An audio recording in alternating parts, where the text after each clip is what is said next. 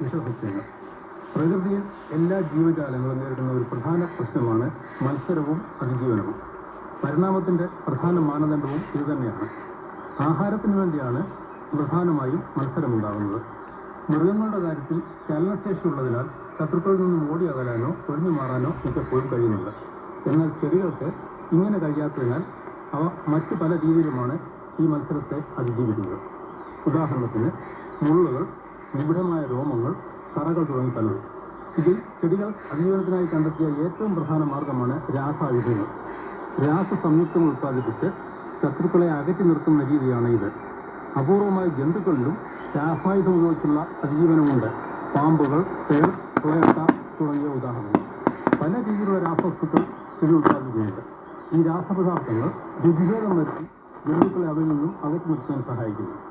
തീക്ഷ്ണമായ ഗന്ധമുള്ള എണ്ണകൾ, ഇഞ്ചിപ്പുല്ല്, തുളസി,